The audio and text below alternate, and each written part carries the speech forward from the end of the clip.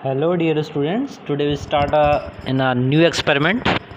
आज देखेंगे अपने एक्सपेरिमेंट की श्रृंखला में आज एक नया प्रयोग, जिस प्रयोग में हम स्क्रू गेज यानी पेचमापी के बारे में जानेंगे। सबसे पहले देख लीजिए कि स्क्रू गेज है क्या। स्क्रू गेज जो होता है, ठीक है, वो लेंथ मेज़रमेंट करने का एक और भी एक्यूरेट एपरेटस है, जिसकी हेल्प से आप जो 0.01 मिलीमीटर तक की वैल्यू को बहुत ही शुद्धतापूर्वक आप नाप सकते हैं, ठीक है, उसका मेज़रमेंट कर सकते हैं। तो ये आपका स्क्रू गेज या माइक्रोमीटर भी इसको कहा जाता है।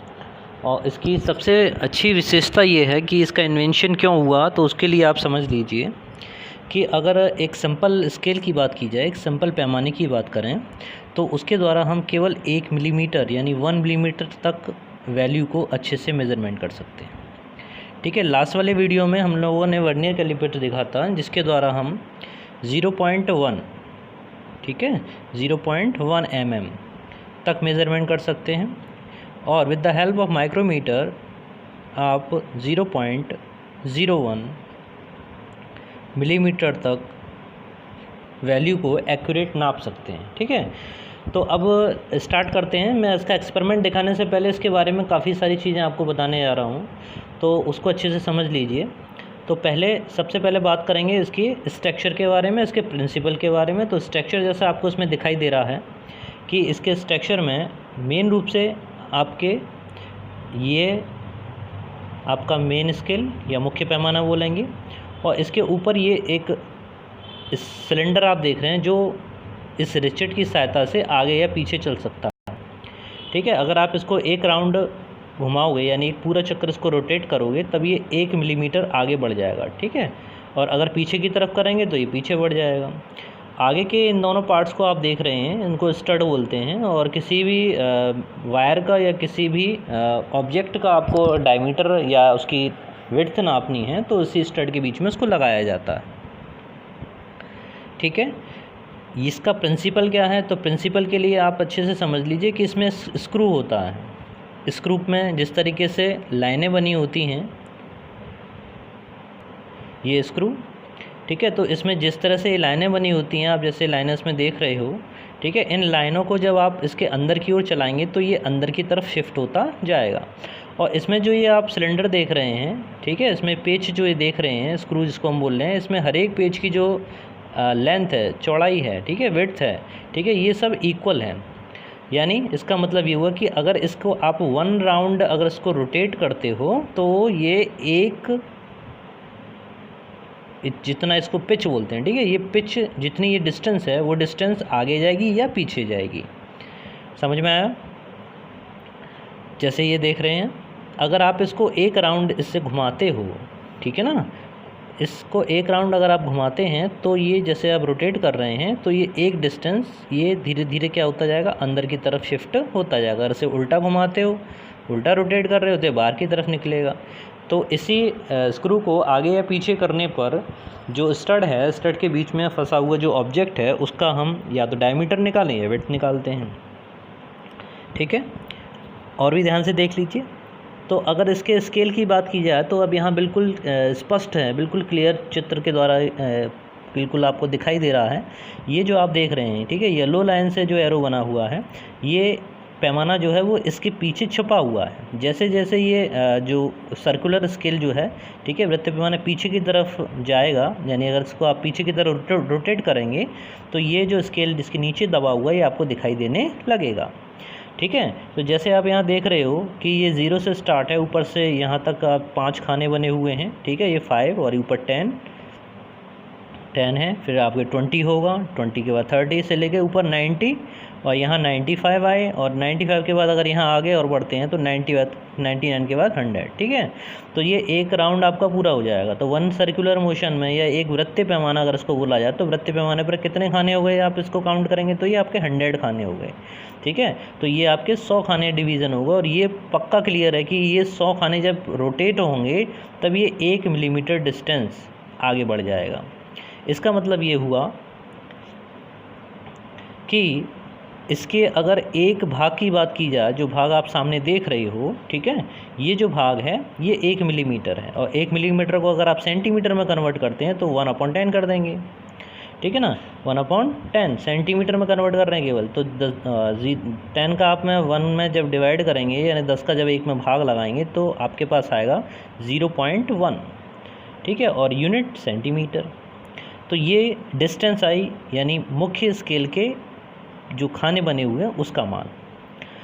अच्छे से समझ लीजिए, क्योंकि इस माइक्रोमीटर का जो यूजेस हैं, ठीक है, आपका फर्स्ट ईयर के वे में भी है, और जब आप सेकंड ईयर का प्रैक्टिकल करेंगे तो उसमें मीटर ब्रिज जो इस साल, या पोटेंशियोमीटर जो इस साल आपके सिलेबस में शामिल है, उसमें किसी भी वायर की रेडियस नापने में इसका यूज़ किया जाएगा, ठीक है। तो अगर ये आपको क्लियर नहीं है तब तक आपका वो वाला पार्ट उसमें अधूरा रहेगा, इनकम्प्लीट रहेगा। तो बहुत अच्छा है आप उसको इस वीडियो के माध्यम से कंप्लीट कर लें, ठीक है। और कोशिश करिए जितने भी स्टूडेंट हों आपके पास, उन सबके पास शेयर करिए, इससे ये नॉलेज जो है वो सभी बच्चों में पहुंच सके, ठीक है। तो आगे देखते हैं।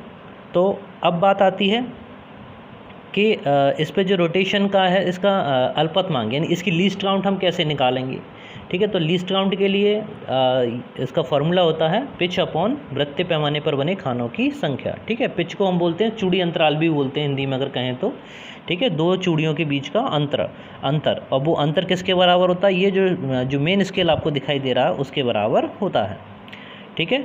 तो अगर आप इसके 1 राउंड पूरा कर देंगे या इसको 100 चक्कर घुमा देंगे, 100 चक्कर नहीं, 100 भाग इसके जब घूम जाएंगे, यानी 1 चक्कर घूमेगा तो 100 भाग उसके घूम गए, ठीक है ना।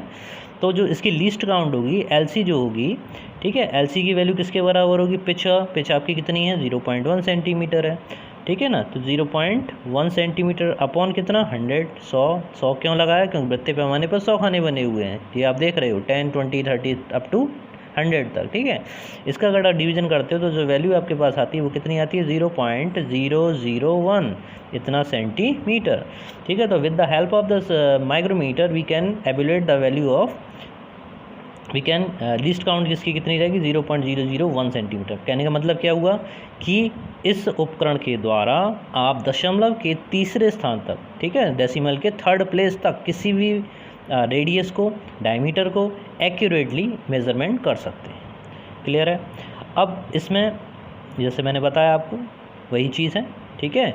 The circular scale is equal to 1/100, ठीक है ना। तो इस तरीके से इसमें LC का यानी लीस्ट काउंट की वैल्यू आपके सामने आ गई 1 मिलीमीटर अपॉन 100, और ये वैल्यू जब 100 का भाग लगा देंगे तो 0.01 mm, ठीक है, ध्यान दीजिएगा, mm है, मिलीमीटर में।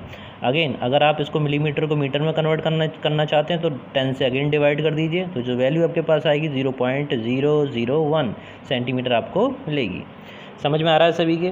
देखिए बहुत अच्छा ये समझा रहा हूँ मैं, ठीक है। आप लोगों का सपोर्ट ये है कि आप अच्छे से समझिए, और जब भी मैं प्रैक्टिकल फाइल बनाने के लिए आपको बोलूँ तो आप बिल्कुल तैयार होके प्रैक्टिकल के लिए आप रेडी रहें। इस वीडियो के माध्यम से अभी तो केवल ये मैं समझा रहा हूँ, इसमें प्रिंसिपल बता रहा हूँ। इसके नेक्स्ट वीडियो में आपको एक्सपेरिमेंट इंस्ट्रूमेंट के द्वारा हम उस प्रैक्टिकल को करते हुए दिखाएंगे, ठीक है। आगे चलते हैं। तो वही चीज़, अब इसमें एक चीज़ और समझ लीजिए कि आपने अगर 0.1 mm कह लीजिए या 0.1 सेंटीमीटर कह लीजिए, या आप इसको 10⁻⁵ मीटर कह लीजिए, ठीक है। इसको आप माइक्रोमीटर में भी चेंज कर सकते हैं, देख रहे हो सामने चित्र आपके, ठीक है। तो इस चित्र में बिल्कुल स्पष्ट है कि आपने क्या किया, 10 का मल्टीप्लाई और 10 का डिवीज़न दोनों काम करें एक साथ, और 10⁻⁻6 जो है वो माइक्रोमीटर कहलाती है, ठीक है। माइक्रो को लिखने का तरीका एक और में हम बता देते हैं, ठीक है। ये 10 माइक्रो इस तरीके से लिखा जाता है, ठीक है। तो ये माइक्रोमीटर, तो कहीं इस तरीके से लिखा हुआ हो तो आप easily understand that mu equals to 10⁻⁻6 metre, ठीक है। तो जो स्क्रू गेज है उसके द्वारा आप 10 माइक्रोमीटर तक की वैल्यू को मेज़रमेंट कर सकते हैं। आगे चलते हैं। अब बात करते हैं जीरो एरर के बारे में। जैसे वर्नियर कैलिपर के बारे में आपको बताया था कि उसमें 2 टाइप्स के जीरो एरर हो सकते हैं, ठीक है। एक पॉजिटिव एरर हो सकती है और एक नेगेटिव एरर हो सकती है, ठीक। इसी तरह से वही कंडीशन है कि जब आप स्टडों को आपस में मिला देंगे तो जो मेन स्केल का ज़ीरो आप देख रहे थे, ठीक है, जैसे आप देख रहे हो यहाँ पे चित्र में ध्यान दीजिए, यहाँ पर जो मेन स्केल का ज़ीरो है और मेन जो वृत्तीय पैमाना ऊपर जो सर्कुलर स्केल ऊपर बना हुआ उसका ज़ीरो है। अगर ये ज़ीरो एक सीध में है तब तो कोई दिक्कत नहीं है, तब तो उसमें नो एरर है, उसमें कोई भी शून्यांक त्रुटि नहीं है, ठीक है। ज़ीरो एरर को क्या कहते हैं? शून्यांक त्रुटि कहते हैं। कितने प्रकार की होती है? 2 प्रकार की होती है। एक होती है पॉजिटिव एरर और एक होती है नेगेटिव एरर, ठीक है। तो ये किस किस तरह से कब कब होंगी उसको यहाँ पर समझना है। तो यहाँ पर आप देख रहे हो कि अगर दोनों ज़ीरो एक सीध में नहीं है, जैसे आप चित्र में देख रहे हो, इसका ज़ीरो जो सर्कुलर मोशन वाला है वो ऊपर चला गया, ठीक है, वो ऊपर चला गया और मेन स्केल का जो ज़ीरो है वो नीचे रह गया। तो यहाँ पर इसका मतलब ये हो कि इसमें ज़ीरो एरर है। अब वो कैसी है? दोनों तरफ से हो सकती है, या तो ऊपर चला जाए या हो सकता है वो नीचे रह जाए। जैसे इन दिस फिगर आप देख रहे हो कि ज़ीरो जो है वो नीचे है, ठीक है ना।